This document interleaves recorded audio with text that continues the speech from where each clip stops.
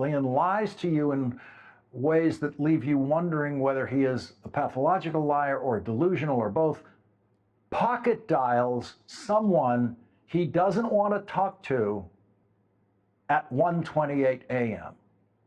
And then imagine that same 78-year-old man is angrily braying at the world at 5:24 a.m., claiming people have committed crimes that do not exist, and coming up with a name for those people committing the crimes that don't exist, using words that have never been joined together and make absolutely no sense, calling them, quote, negative criminals.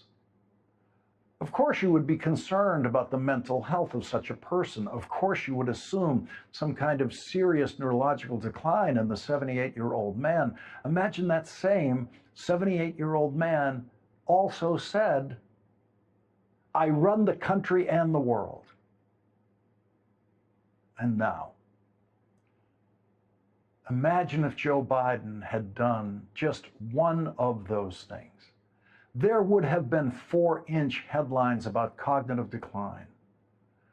But that's just one news cycle with Donald Trump, who did every one of those things. He butt dialed a reporter for The Atlantic at 1:28 a.m. who he did not want to talk to, but with whom he did eventually do an interview in which he said, I run the country and the world.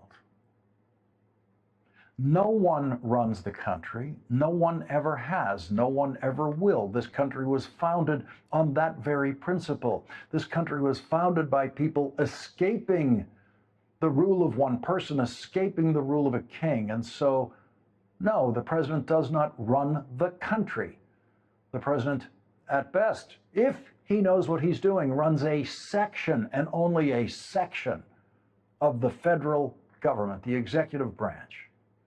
The President of the United States has absolutely nothing to do with thousands upon thousands of state laws that exist in this country and city laws and all of the different state tax rates that exist in this country. People have tried to run the world, people like Adolf Hitler, but no one ever has. And so no, Donald Trump does not run the country and the world. And it sounds fully delusional when he says it in an interview with The Atlantic, which now carries that line as the title of the piece. I run the country and the world. Some Republicans have tried to justify that delusional declaration by invoking the concept of the President of the United States as the leader of the free world. That is a cliche that I have never personally indulged in, but it really is just a cliche and it's never actually been true.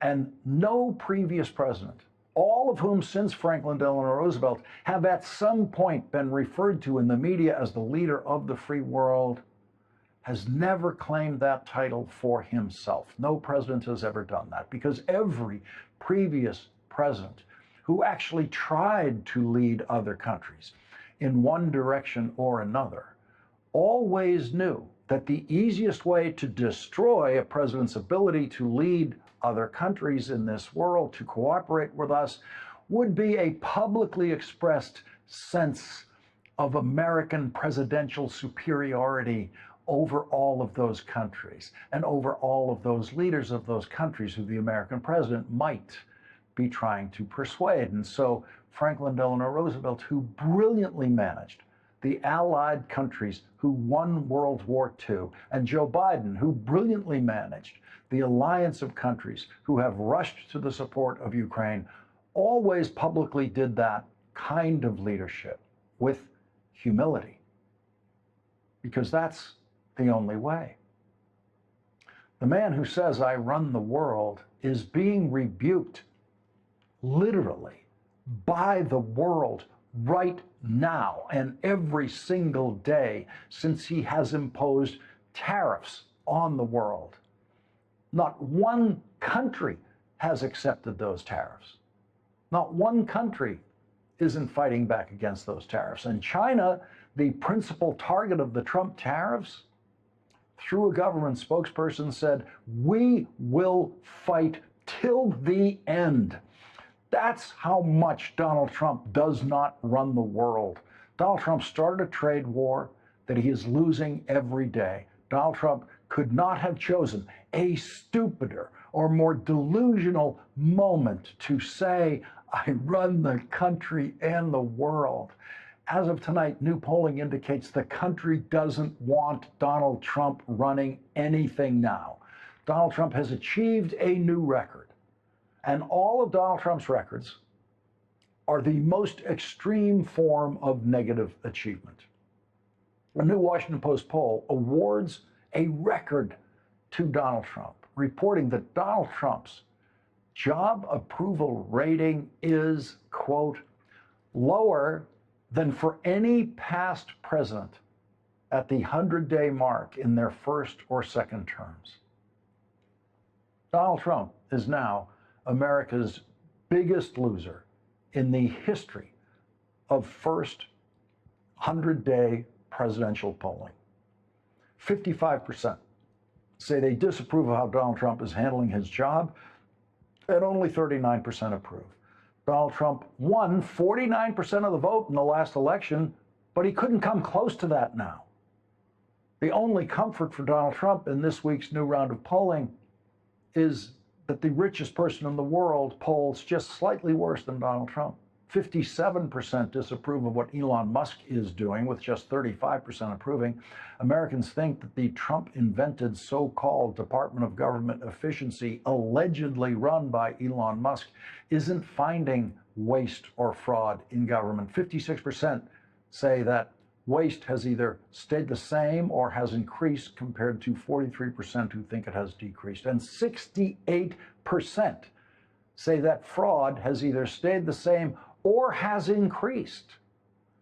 Donald Trump, speaking of fraud, is the first president of the United States to try to hustle private business ventures from the White House and do it publicly, auctioning off for money that he can put in his pocket, not for campaign contributions, dinners at the White House, creating his own cryptocurrency coin business. No president has ever tried to profit from the presidency while in the White House.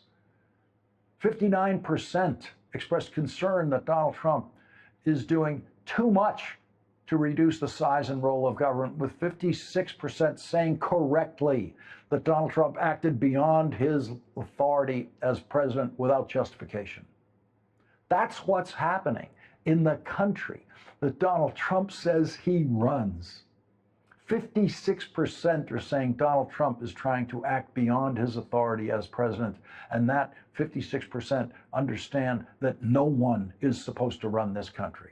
That is not the definition of the presidency that a majority of this country correctly embraces, or that the Constitution provides for. Donald Trump does run his private businesses. He still does every day. He runs them for profit from the White House, but he does not run the country, and he absolutely does not run the world. It's not just every other country in the world that knows how harmful the Trump tariffs are. A huge majority of Americans know that. 64% disapprove of Donald Trump's tariffs. The Washington Post calls it one of the least popular issues so far in Trump's presidency.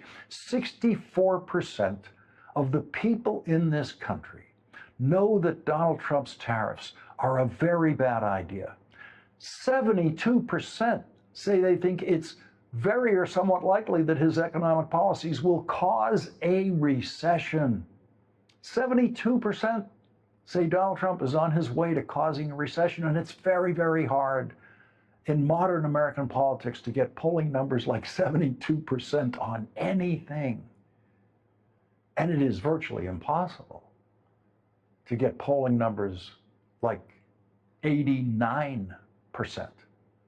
Only something as obviously deranged as the Trump tariffs could produce that kind of number in a poll. 89% think the Trump tariffs are likely to result in higher prices on the products they buy.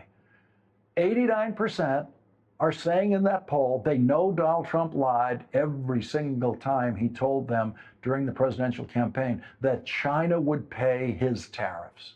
89% are saying they know Donald Trump was lying when he said the tariffs that he will impose will be paid by Canada and paid by Mexico and by all the foreign countries he illegally imposes tariffs on, claiming that it's a national security issue, which it obviously isn't. Tonight, 89% know the man who claims to run the country and the world is completely wrong about who actually pays the Trump tariffs. They understand exactly what all those radio and TV ads from car dealers are about, telling them to rush in to get the pre-tariff price on a new car. And they know time is running out or has run out for that pre-tariff price. And they're going to pay that tariff if they buy a new car. At 5:24 a.m. today, the man who thinks he runs the country and the world reacted to the Washington Post poll by, of course, attacking the poll and calling the people who conduct the poll, quote, his words, negative criminals. Donald Trump said, these people should be investigated for election fraud. They are negative criminals. And so, as ragingly unconstitutional, delusional rants by presidents go, Donald Trump is once again the big winner because no other president has really had a public, ragingly unconstitutional, delusional comment about anything. Donald Trump said in writing that the people who conduct the Washington Post poll should be investigated for election fraud, should be investigated for a crime. That should be a criminal investigation. Okay, that means his Attorney General, Pam Bondi, should be in the middle of that investigation right now, tonight. That also means someone's going to have to completely rewrite the law on election fraud to make accurate polling illegal, which, of course, a little thing that Donald Trump has never comprehended, the First Amendment, will not allow. There isn't another president in history who thought that anyone working at the Washington Post was a criminal. Richard Nixon knew that Washington Post reporters Bob Woodward and Carl Bernstein were on track in their investigative reporting in 1973 and 1974 to destroy the Nixon presidency and drive him out of office, which is exactly what they did. And Richard Nixon never called either one of them a criminal. Never. Richard Nixon never thought Woodward and Bernstein were criminals. Richard Nixon knew exactly who the criminals were. Richard Nixon knew the criminals were working for him.